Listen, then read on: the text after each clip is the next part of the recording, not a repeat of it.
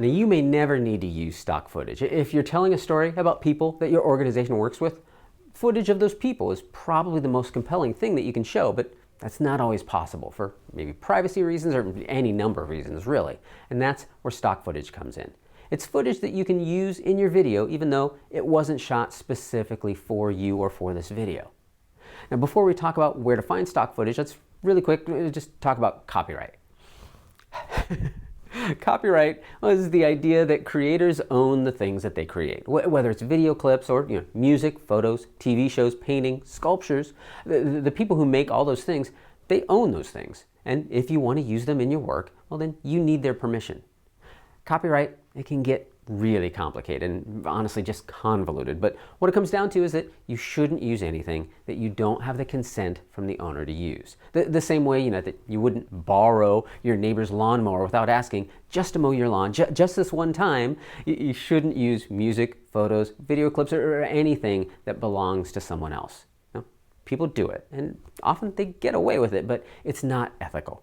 Those shots, that music, it belongs to someone else. You might reach out to the creator. Lots of people will share with nonprofits if you ask nicely or maybe for a small fee.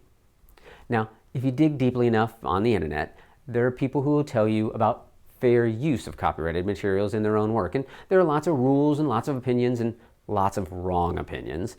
It's pretty murky waters. It's best to just assume that you need permission for anything that you might use in your work and then go get that permission or don't use the work.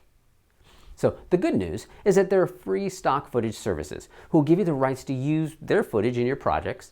And there are links in the description below. Pexels.com or Pixabay.com are two pretty good ones.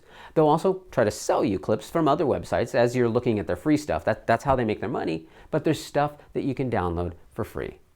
Those sites and Unsplash.com also have still images that you can download. And Pixabay, it even has some music.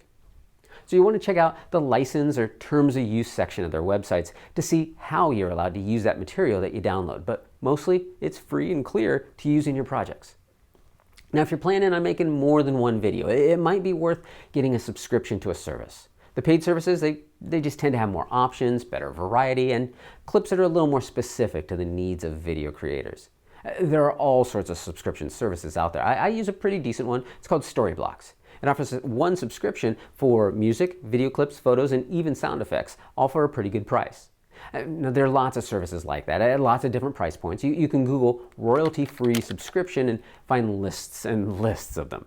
Royalties, by the way, are small fees that are paid every time you use content. For instance, actors, they get paid to act in TV shows, but they often get royalties. So when the shows are rebroadcast later, they get paid again. Royalty-free means that you can get the permission once and then have the rights to use the content without ever having to pay again.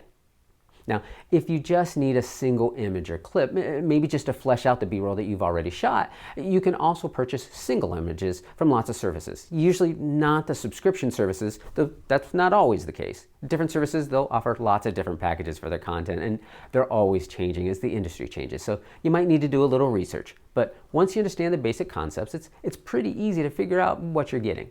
Shutterstock.com and Pond5.com are really popular, and they both have some interesting pricing structures if you're buying more than one shot. By the way, most of these services, they'll let you search and even download watermarked footage before you sign up or purchase anything.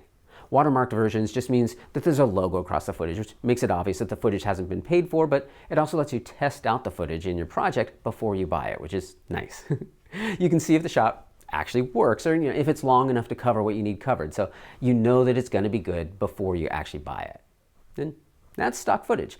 Dig around. You'll be amazed at what all is out there for you to use in your videos.